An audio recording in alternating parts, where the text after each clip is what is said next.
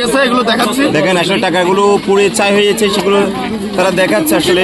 চট্টগ্রাম ও চন্দনাইশত বৈদ্যুতিক short circuit উতুন অগ্নিকাণ্ডর ঘটনা ঘটতি। এই ঘটনায় দুও ঘর ফুরি ছাই হয়ে গিয়ে গত হালিয়া রাতিয়ে উপজেলার কাঞ্চনাবাদ ইউনিয়নের 1 নম্বর ওয়ার্ড পশ্চিম এলাহাবাদ সর্দারবাড়ি এলাকাত এই অগ্নিকাণ্ডর ঘটনাগান ঘটতি। জানা যায় শুক্রবার আজন্যে বৈদ্যুতিক শর্ট সার্কিট উত্তন সৃষ্ট আগুন হঠাৎ করে ঘর সাইমিককে ছড়াই ফেললে ভয়ঙ্কর রূপ লয় আগুনত। এই সময় ঘরের ব্যাগ আসবাবপত্র, ফ্রিজ, স্বর্ণালঙ্কার ও নকটিয়া সহ গৃহপালিত পশু আগুনত ফুরি ছাই হয়ে যায়। এন্ডে আনুমানিক 15 লাখ টিয়ার মতো ক্ষয়ক্ষতি হই বলে জানা যায়।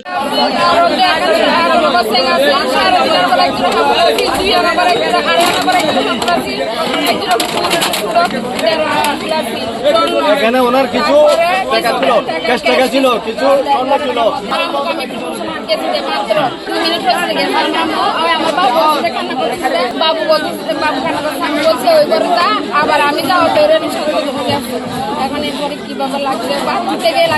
পরে স্থানীয় হলে ফায়ার সার্ভিসের খবর দিলে চন্দনাইশ ও পটিয়া ফায়ার সার্ভিসের 2 ইউনিটে এলাকাবাসীর সহযোগিতায় আগুন নিয়ন্ত্রণে আনতে সক্ষম হয়।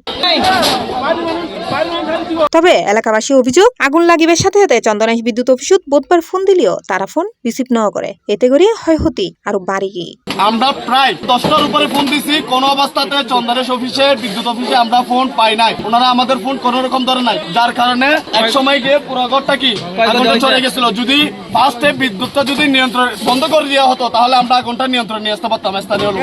আজকে এই যে একটা ফ্যামিলি যে নিঃস্ব হয়ে গেছে, এর দায়ভার কে নিবে? তো সবার কাছে দৃষ্টি আকর্ষণ করতেছি, সরকার, প্রশাসন, সর্বস্তরের জনগণ সবাই ওনাকে একটু সার্বিক সহযোগিতা করবেন। সঠিক সময় বিদ্যুৎ বন্ধ করে ফেললে এত ক্ষয়ক্ষতি হয়তো নয়তো বলেই দাবি স্থানীয় হল। C plus TV, Chittagong.